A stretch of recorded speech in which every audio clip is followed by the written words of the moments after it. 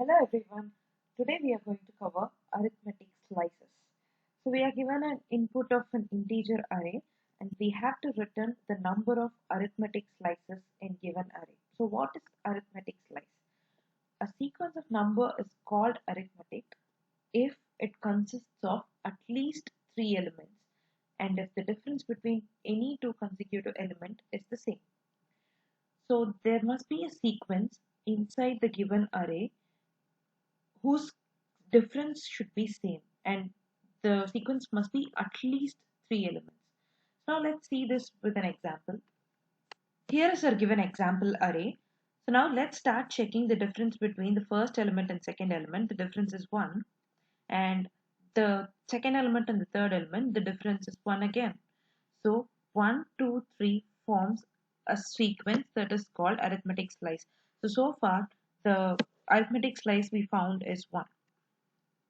So now it is said that the arithmetic slice can be at least of three elements or more than three elements. In this case, we already found 1, 1, 2, 3 as one arithmetic slice, and further moving and checking what is the difference. So between 3 and 4, the difference is 1, and between 4 and 5, again the difference is 1. So now the whole 1, 2, 3, 4, 5 can form an arithmetic sequence. So that is our second sequence. In between, if you see, 1, 2, 3, 4 alone forms another sequence. So now the total sequence is 3. The possible sequence from the given array is 1, 2, 3, 1, 2, 3, 4, 1, 2, 3, 4, 5,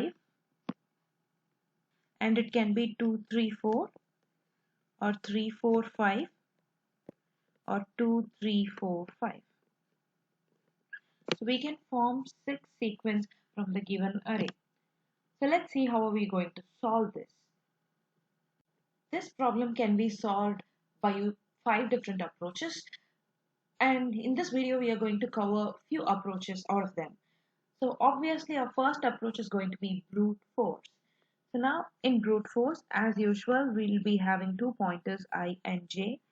I points at the initial element and j points at the next element, and j moves all the way till the end and scan every possible subarray and calculates its consecutive difference, and if the difference matches, then it's gonna count every time we found a subarray that matches all the consecutive differences same. So this is pretty simple, straightforward algorithm we use for every array programs, and the time complexity of this is going to be big O of n cube, and further if you scrutinize it, it is going to be big O of n square. But we want this algorithm to run in linear time. So how do we do it? We're going to use dynamic programming. So here we are going to arrive at a solution for every sub-problem step by step, and finally gonna get into our optimal global solution for the given problem. So our dynamic programming is gonna have a DP array of same size that of given array nums. As I always say, each of this cell represent a sub-problem. So we're gonna get a solution of each sub-problem step by step and gonna arrive at an optimal solution at the end. So now let's start filling our array. The problem statement says there should be minimum or at least 3 numbers in a slice. So let's fill zeros in first 2 numbers since we cannot make them alone a slice. Moving on to our third number 5. So now we are going to check if the previous 2 numbers are having the difference and the difference is same. So the difference between 1 and 2, 3 is going to be 2, and 3 and 5 is going to be 2. So now yes, we formed a slice. So in this case we found one slice, so we are going to update here to 1. So far the count or the sum is 1. And now moving on to our third element 6. So now we are going to ask us a question that whether we can start a new slice from this element or we can append with our previous slice. In this case, find the difference. The difference is again 2. So you can append this to a new series. So far we found 1. So by adding this one, it is going to become completely a second sequence or slice. 1, 3, 5 is the first slice we found. So by adding 6, it can be 1, 3, 5, 6. So we are going to add 1 plus 1 here. So far we found 1, and with that 1 we found 1 more. So we are adding 2 here. So now we are going to update our sum to 3. Why?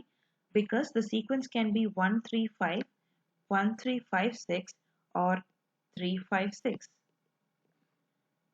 So this can be one sequence. By using 6 you can form two sequences, that is 1, 3, 5, 6 and 3, 5, 6. That is why we have updated here at this position 2.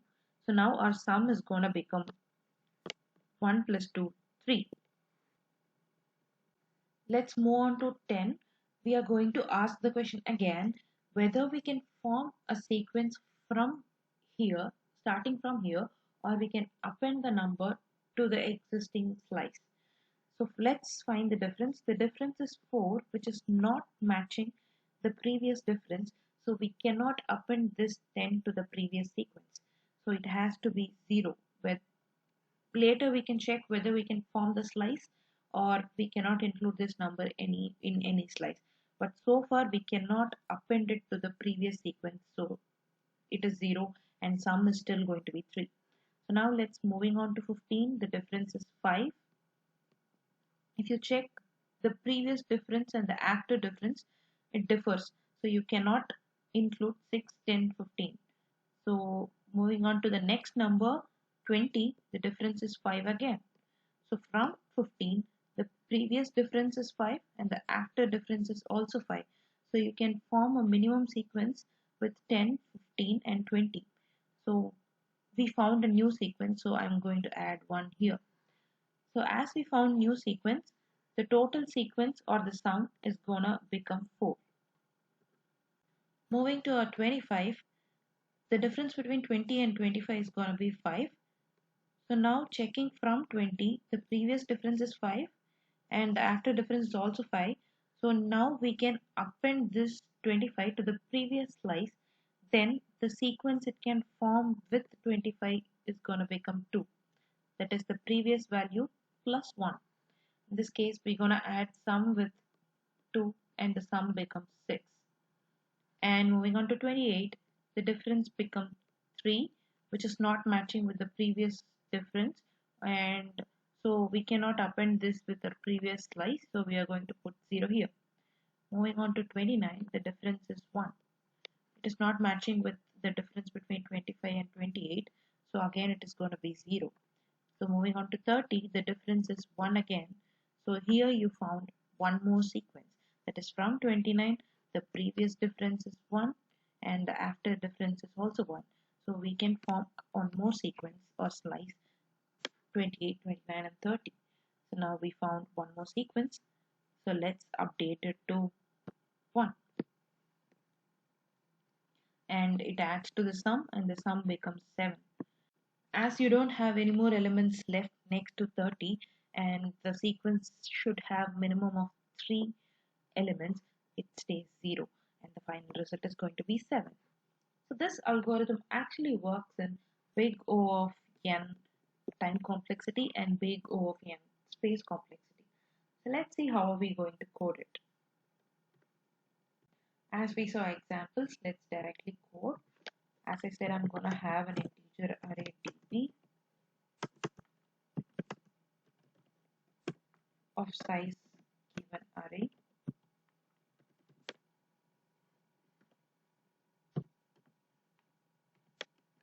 and an integer sum.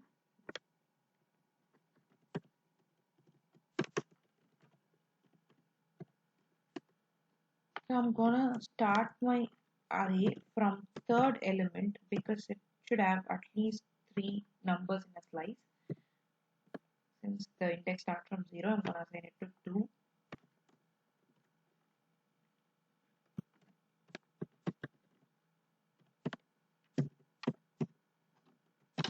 we are going to compare if array of I minus 1 minus array of I minus 2, that is from that element and the previous element's difference is equal to from the next element and that element.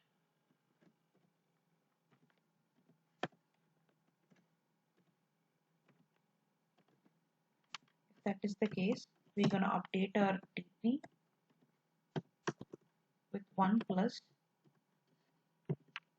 value in previous index,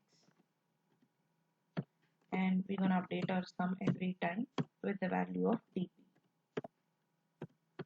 and finally we'll return sum. So let's run.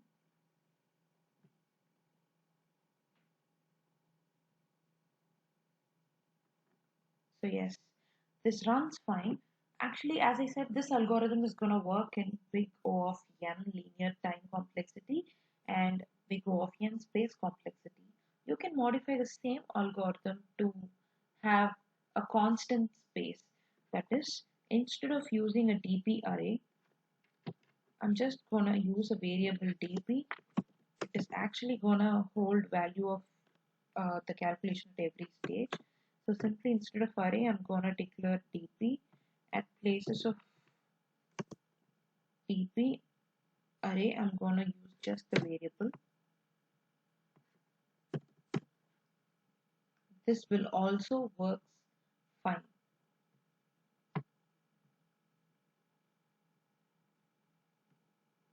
Let's submit.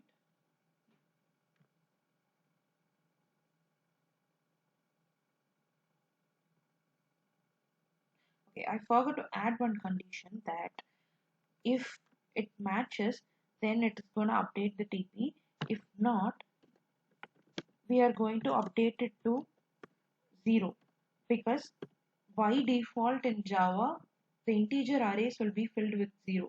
So if we are not updating that dp of I, it is going to have 0 and sum is going to add with 0. If not, if it is a variable, it will be holding the previous value. So the test cases fails. In this case, we have to update it with 0 if it breaks the chain of consecutive differences. So now let's submit. Yes, it is accepted. It again works with the same time complexity, but we just changed it to constant space. So thanks for watching. If you do like the explanation, hit like and subscribe. Thank you.